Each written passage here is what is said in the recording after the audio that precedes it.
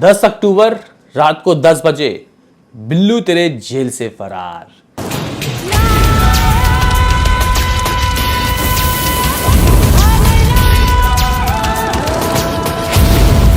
दोस्तों, खलनायक रिटर्न।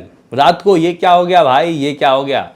दरअसल गाइस मैं कहीं गया हुआ था, भूत बंगले के कलेक्शन के रिकॉर्ड को बताने के बाद हम लोग निकल गए। लेकिन दोस्तों उसके बाद आया 9 सवा 9 बजे मेरे ख्याल से सरप्राइज, अनएक्सपेक्टेड पैकेज। नहीं सोचा था दोस्तों इसके बारे में। बीच में कुछ आहट तो उठी थी, लेकिन दोस्तों लोगों ने यकीन नहीं किया कि भाई कौन लगाएगा संजय दत्त के ऊपर, वो भी इतने बड़े हैवी बजट का पैसा। लेकिन भाई इस वक्त धुरंधर से इतना माल कमाने के बाद जियो स्टूडियो दोस्तों कह सकते हैं कि मुझे लगता है कि हाँ, बहुत बड़े बड़े भारी भरकम मूवी लगभग 5-7 बना सकती है। भारी भरकम मतलब धुरंधर टाइप की। तो यहाँ पे सरप्राइजली दोस्तों खलनायक रिटर्न्स का ऑफिशियल अनाउंसमेंट दोस्तों हो चुका है। तो अनाउंसमेंट कैसा लगा मुझे, और डायरेक्टर कौन होगा इसका, और मतलब किस तरीके की दोस्तों चीज़ें हैं, और क्या यहाँ पे फर्स्ट इम्प्रेशन है, क्योंकि फर्स्ट इम्प्रेशन ही लास्ट इम्प्रेशन होता है।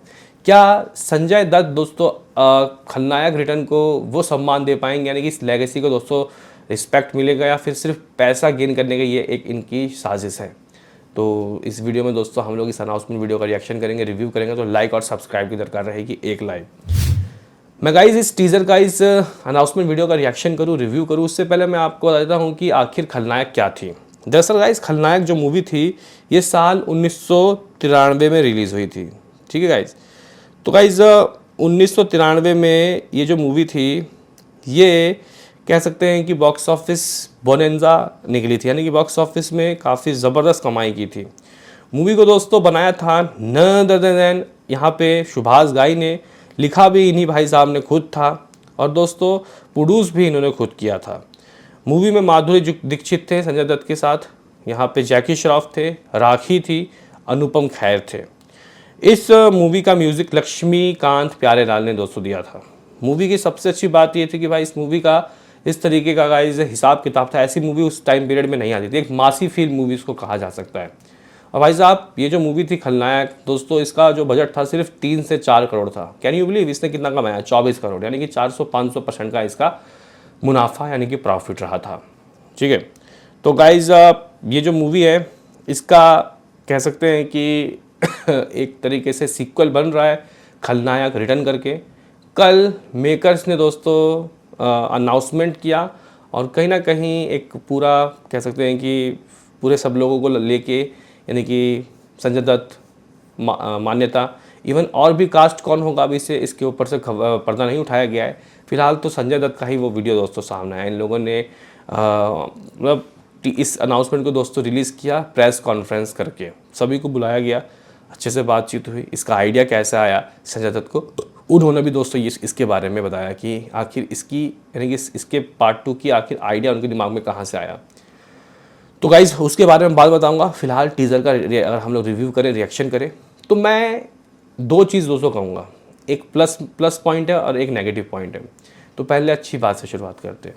देखो भाई अभी मौसम है कमबैक का। हालांकि देखो कमबैक तो है ही संजय दत्त का। अभी धुरंधर में दोस्तों इतनी अच्छी कमाई हुई, और क्या चाहिए मेरे भाई।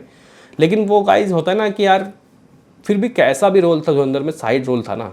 लीड में तो या तो अक्षय खन्ना थे या तो रणवीर सिंह थे, लेकिन वो गाइज लीड रोल वाला जो खेल है ना वो अभी भी दोस्तों कह सकते हैं कि वो रहता है। संजय दत्त की लीड रोल वाली मूवी दोस्तों कौन देखेगा, कई सारे लोग ये बोलते हैं। तो भाई खलनायक से उनको ये जवाब मिल जाएगा।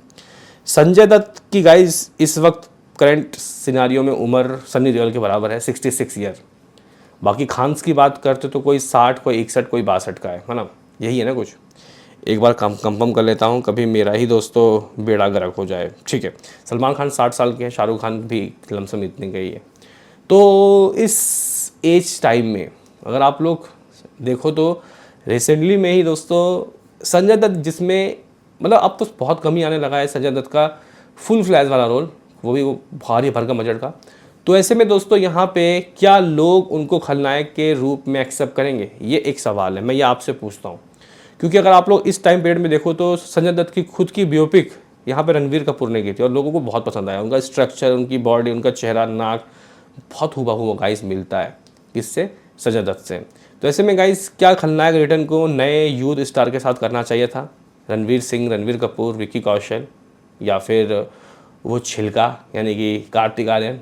आप लोग बोलोगे ज़्यादा हो गया ये, मजाक कर रहा हूँ गाइस। देखो खलनायक जो चीज़ है, खलनायक जो गाइस है हिसाब, ये ओरिजिनल संजय दत्त के ऊपर ही शूट करेगा। उनकी भारी भरकम आवाज़, उनका हिसाब किताब, मुझे लगता है कि दोस्तों कहीं ना कहीं इसकी लेगेसी को आगे लेके जाएगा।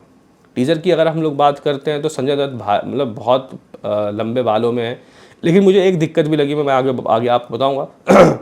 तो भाई संजय दत्त भारी भरकम बालों में हैं, जाते हैं बैठते हैं, एक आदमी वहाँ गिरा पड़ा है, दोस्तों ऐसे उंगली निकालते हैं और कुछ ईंधन गिरा हुआ है वहाँ पे, उसको ऐसे करके सिगरेट पीते हैं जला के। वो मुझे मासी लगा, अच्छा लगा। वो बोलते हैं बल्लू तेरे जेल से फरार 10 अक्टूबर 10 बजे। वो डायलॉग दोस्तों सुन के यार मज़ा आ जाता है। क्या गाइस, अगर कुछ और पावरफुल डायलॉग इस मूवी में रहे तो फिर तो सब खत्म, क्योंकि अभी इसी टाइप की मूवीज़ का दौर चल रहा है। हुआ ये कि गाइस ये अनाउंसमेंट वीडियो तो इन लोगों ने काफ़ी अच्छा रिलीज़ किया, लेकिन थोड़े एक्शन, थोड़ा मिर्च मसाला भी होना चाहिए था। सिर्फ हाँ ये भी है कि यार अनाउंसमेंट ही तो है, कोई टीज़र वगैरह तो नहीं है, लेकिन हाँ आजकल अनाउंसमेंट वीडियो में भी एक्शन वगैरह देखने को मिलता है। आप लोग किंग देख लीजिए, इससे पहले लाइक जेलर 2 देख लीजिए, अनाउंसमेंट वीडियो में ही कई चीज़ें दिखा देते हैं। तो हो सकता है कि गाइस ये लोगों का रिएक्शन चेक करने के लिए अनाउंसमेंट किए हों। सिनेमेटिक फील तो काफ़ी अच्छा है, लेकिन वो जो संजय दत्त के दोस्तों चेहरा है या फिर जो बाल इतने बड़े बड़े हैं, मुझे भागी 4 की याद दिला रहा था। हाँ बी ऑनेस्ट, लेकिन वो एक अलग चीज़ है, ये एक अलग चीज़ है। अब देखते हैं कि इस मूवी में और भी कास्ट में कौन कौन होता है। दोस्तों ये जो मूवी है, मैं इस मूवी का तहे दिल से बहुत ही बेताबी से इंतज़ार करूँगा। फ़िलहाल तो यहाँ पे डायरेक्टर वगैरह का नाम सामने नहीं आया है, लेकिन जियो स्टूडियो इसको प्रोड्यूस कर रहा है दोस्तों। जो फर्स्ट प्रोड्यूसर थे ओरिजिनल, वो थे मुक्ता आर्ट्स, यानी कि सुभाष घाई खुद।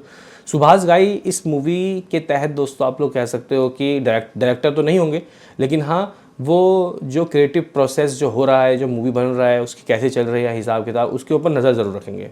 मतलब उनकी पैनी नज़र रहेगी, क्योंकि कल सुभाष घाई भी मौजूद थे उस अनाउंसमेंट वीडियो के रिलीज़ पे। हाँ भाई, उस लॉन्च में वो भी थे।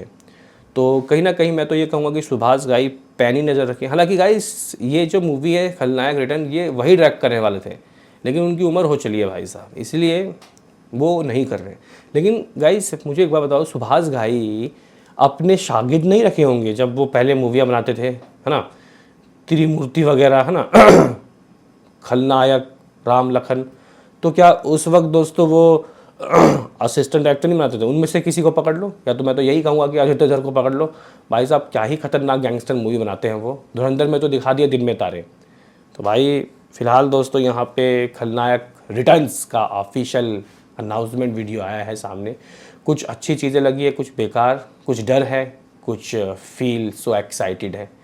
तो आप लोग बताओ, आप लोग कितने एक्साइटेड हो? संजय दत्त के फैंस क्या इस मूवी का ही मतलब संजय दत्त के फैंस ही इंतजार करेंगे, या फिर आप लोग? और वो जो इंसिडेंट उन्होंने बताया कि ये आइडिया कैसे आया, किसी ने पूछा था पत्रकार ने सॉरी, तो उन्होंने बोला कि भाई मैं जेल में था, उस वक्त वो जेल में थे और मेरे से लोग खलनायक के गाने ही सुनते थे। मैंने ऐसे ही पूछ लिया, 4000 कैदी थे वहाँ, 4000।